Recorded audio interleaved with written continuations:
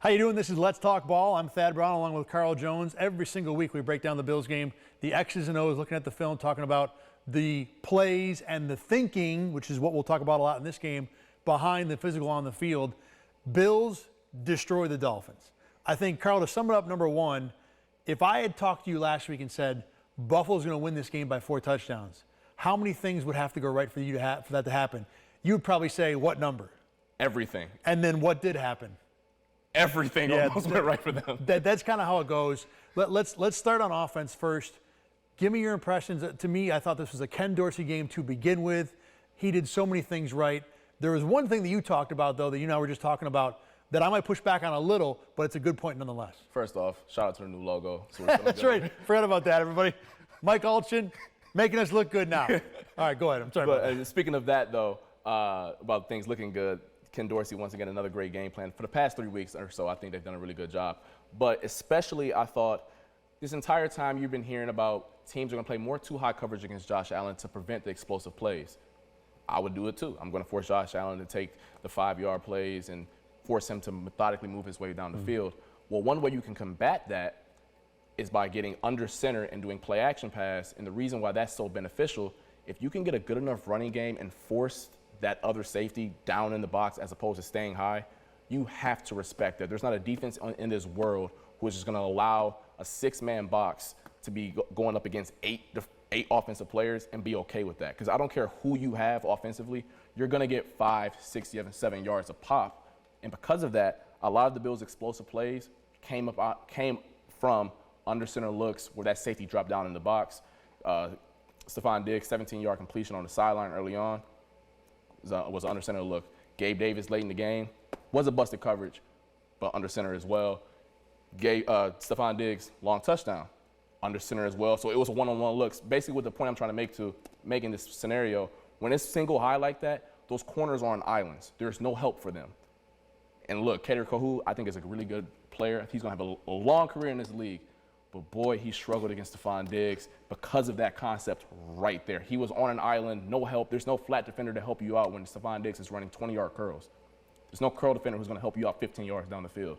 So I thought that was a very, very heady adjustment by Dorsey that you've seen over the past 3 games, but in this game in particular, they really hammered it home. So the question I have for you then is, why didn't they do it more? Because they only ran 12 personnel a quarter of this game, which is by far the least of the amount of they've used that personnel grouping so far this season.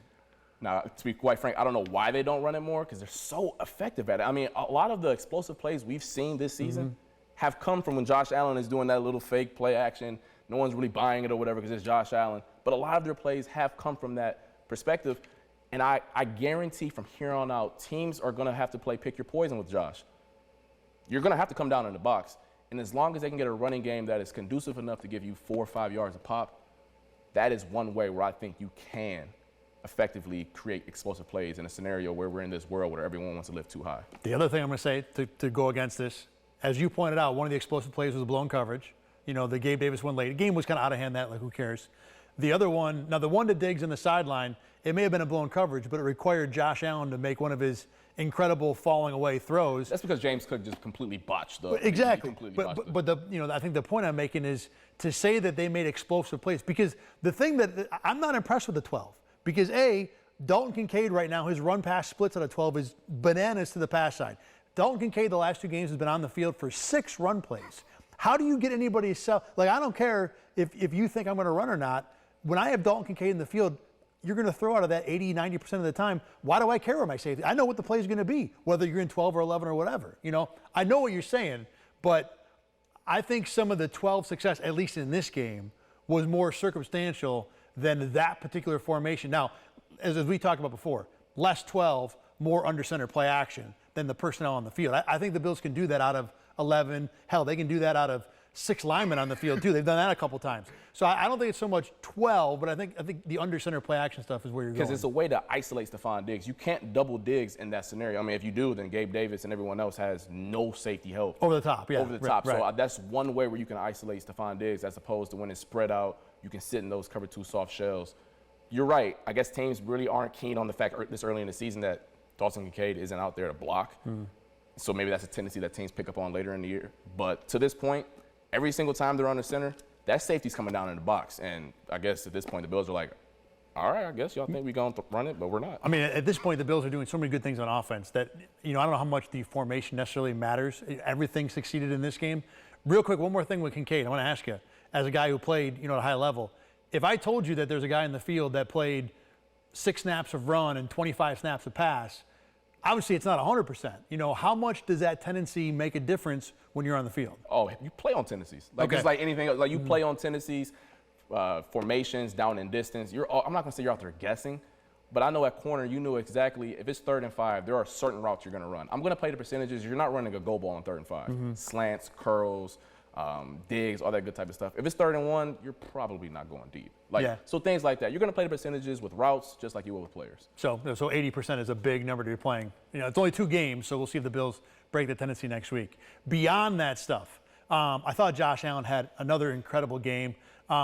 I don't think it felt like that. The numbers were good. 4 touchdowns, a 5th on the ground. You look at that, and he might win Player of the Week just based on that. But, play to play, he was really good, don't get me wrong, but it didn't feel like a spectacular game. And then the more you watch it back, the Diggs throw on the sideline. I told you there was an incompletion, one of the 4, that I thought was a fantastic throw late in the game. So Josh was really good in this one. Really, really, really good. I mean, that fadeaway, you really couldn't tell during the game because after the game on Buffalo Game Day recap, we were like, was there really any great Josh throws? Yeah, that was one. QB School, JT O'Sullivan, he does a good job with his YouTube page. He said you guys are kind of taking for granted how difficult that throw is. And you're right, we see Josh Allen every darn week. That throw makes no sense. He's doing a fadeaway, guy in his face, on the money, left. That made no sense. So that throw was just one example of how Josh Allen really took it to the fence. The Diggs touchdown, by the way, and we'll take this to move into the Diggs part of the discussion because he was just as good. The Diggs, I don't remember which touchdown it was, the long one where he's running a stop route on the sideline. Coe's got him. I mean, that is covered. And for Josh and Diggs to connect on that play, I've seen Diggs run. How many stop routes does he run with Josh Allen? Like a gazillion at this point. When they get 7 yards on that, I barely break a sweat. It's a yawn play now. It's so good and so understood it's going to happen. This was a 17-yarder, not to the boundary side, to the field side. So a far throw, and the defensive backs in front of him. How Josh knew and had the trust in Diggs to separate on that play. That was an otherworldly QB and receiver play. I think in that scenario, it was another example where it was one high safety, and he knew he was going to have one-on-one on the outside. Sherfield on the other side against Xavier Howard. Diggs versus Kader Kohu. Easy choice. I think Josh predetermined where he was going to go with that play as soon as he got to the line of scrimmage and seen one dude in the back. The other part of it, too, is that he was getting a penalty called on that play. So some of that's like, I'm going to throw it over there, and 2 out of 3 things are my way, so I'm just going to take a shot.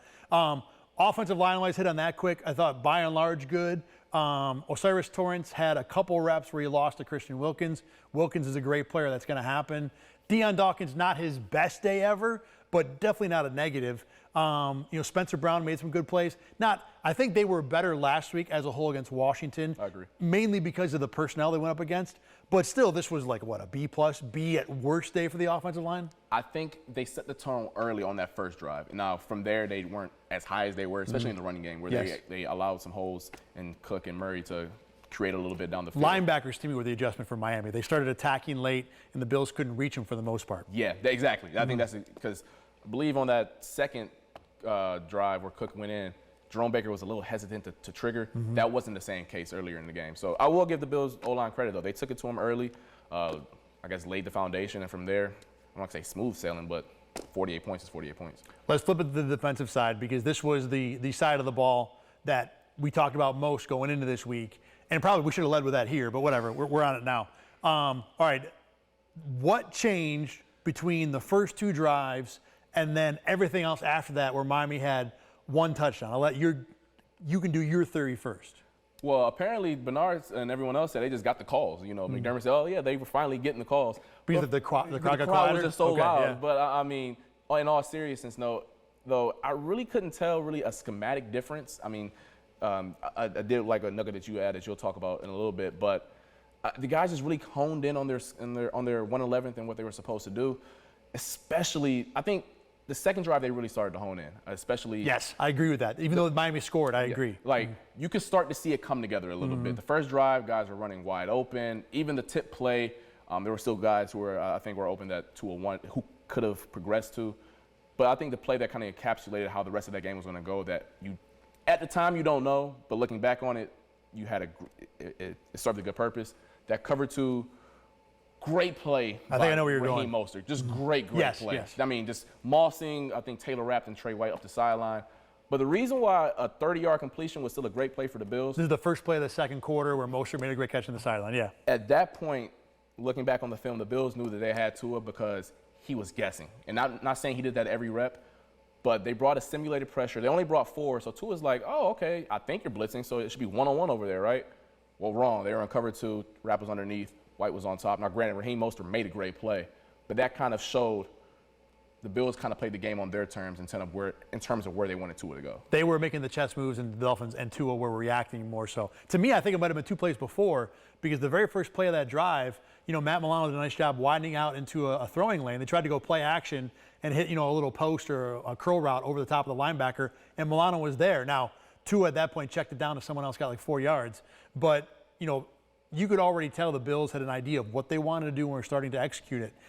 The nugget you talked about, and the thing that stood out most for me, the Bills on the first drive sent 5 rushers on 3 plays.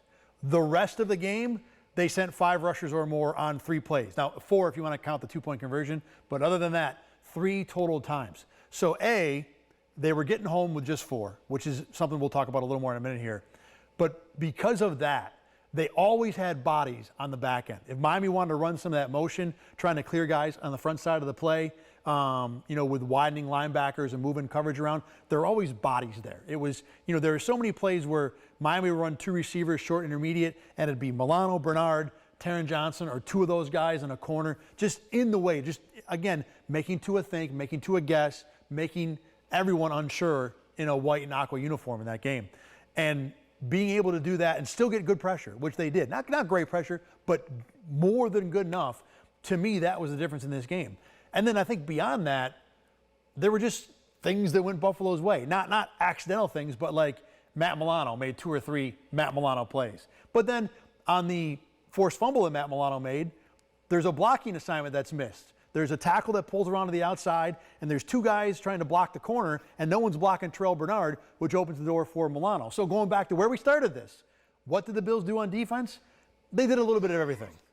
They did, and sometimes that's the way the cookie crumbles sometimes. I mean, that's the way how football works. Not everything is going to be because, we did it, we're the reason why. Like, sometimes the other team, they get paid too, and they messed up. It is what it is.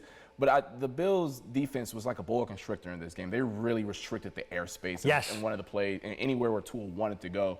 And that's kind of like how the way you beat the Dolphins. Now, having said that, this isn't some blueprint where this is the way that every single team in the league can duplicate this game plan. The Dolphins were down 2 starters. I get it. All that good type of stuff. Mike McDaniel got away from the run a little bit earlier than I would imagine. Having said that, I understand why he did. You're down 3 scores. Right. Having said all of that, though, game script went in the Bills' defense way. Up front, they lost some bodies. Tua was off his keister a little bit. A little bit of everything. Exactly. And that's how you get a 28-point blowout. Doesn't mean the Bills aren't better than Miami. I think very much they are. But for the game to go the way it went, it wasn't just, wow, this was a great Sean McDermott adjustment, or this Bills defensive line is that good, or Matt Milano is that good. Although Matt Milano might be that good. He might, yeah. But it was, different, aspects of everything. And then even with all that said, it's 34-20, third quarter. Miami's got the ball to where if they score a touchdown, it's a 1-score game. I think everything's back on. And I want your take on this because I have my read on it, but you're more of an expert for sure. The interception to Micah Hyde is a play where I know for sure that Tua decided at the snap that's where he was going with the ball. Because it was one quick look to the right, trying to move a safety, came back. I don't know who the receiver was. Bernard was short, Hyde was over the top. I think that play is there. I think Tua just flat overthrew it. And I think a better throw gets a completion, and then maybe they're moving the ball. I think 2 things. One, there could have been a possibility he would have taken the little choice route to Tyreek Hill on the right side of the ball, but Matt Milano and the linebackers in general did such a good job of taking away the inside easy access throws. Mm-hmm. So even if Tua didn't want to go there, that wasn't open. So then when he did come to the outside. To the left side. Excuse me. Robbie Chosen was running up the seam. It was a bad throw, but I do think the depth that Terrell Bernard, got on that play may have influenced it a little bit. Also, since they were in empty, there was no run threat for Bernard to come up at all. So he was able to get more depth and stay and force a a bubble of a throw or just Tua just flat out missed a throw, because there wasn't a lot of pressure on that play. He just flat out missed a throw. But also, that's what happens when you force a quarterback to be right time after time in those constricting coverages. I'm going to force you to be perfect on every single snap. And then, on top of it, you talk about the coverage being restrictive or kind of choking off the space for Miami. The Bills' offense being so good also choked off the margin for error to where, Tua's taking that throw, but he's got to hit it. And he knows he's got to hit it, and it makes it a little bit harder.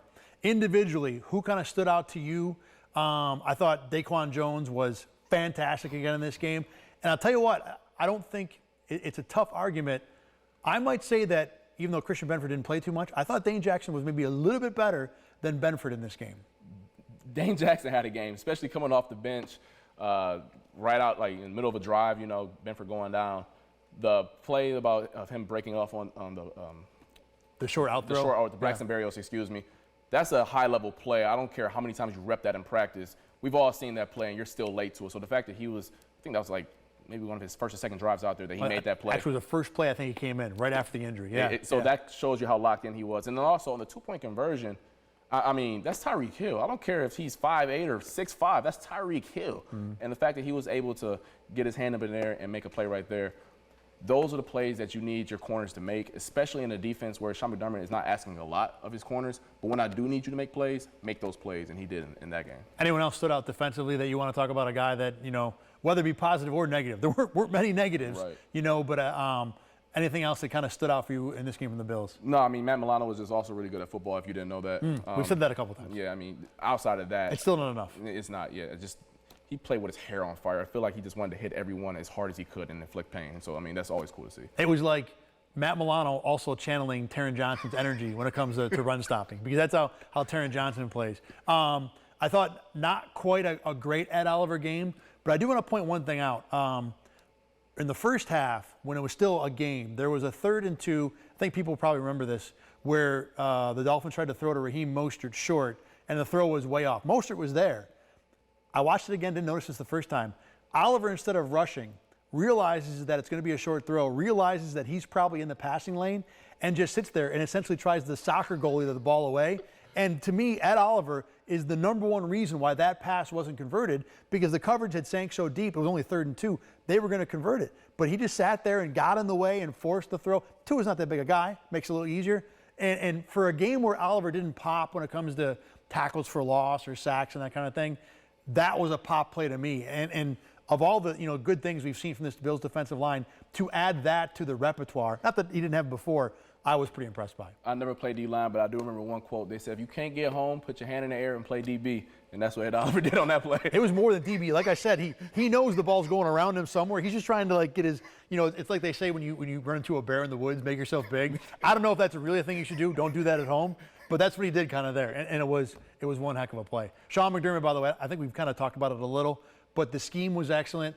They didn't blitz a lot, but definitely a couple of blitzes they didn't send, especially that one right at the end to give Greg Rousseau the free run.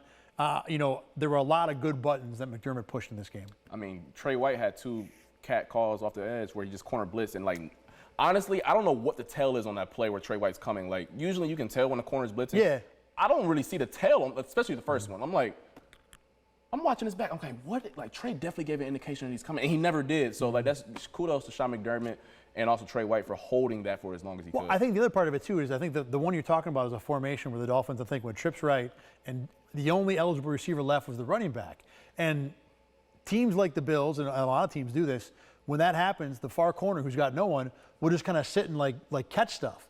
And I like the fact that in that spot, McDermott said, instead of making Trey White a guy who's just going to sit back and try and defend, I'm going to make him a missile. I'm going to make him an attacker and make better use of him than just have him sit back. Now, to be fair, if Tua sees it coming, he throws over Trey's head and then it might be gone. But because Trey hid the blitz enough and because it forced Tua to think immediately, I thought it was a genius call. The first one, Trey was so excited. He jumped it. That was the offside. I saw that. That's how I knew he was so excited, because corners don't get the blitz. When I get the blitz, I'm get my stance, baby. So shout out to McDermott for scheming that up and Trey for executing it. All right, we probably could talk about this game for another hour solid straight. I mean, there was that much good stuff in it, and almost all of it went the Bills' way. All right, next up is a trip to London. We will do this, however, here next week, as always. For Carl Jones, I'm Thad Brown. Thanks for watching Let's Talk Ball. You'll find it every single week right here at RochesterFirst.com, on YouTube, on the News 8 page, and wherever you get your podcasts.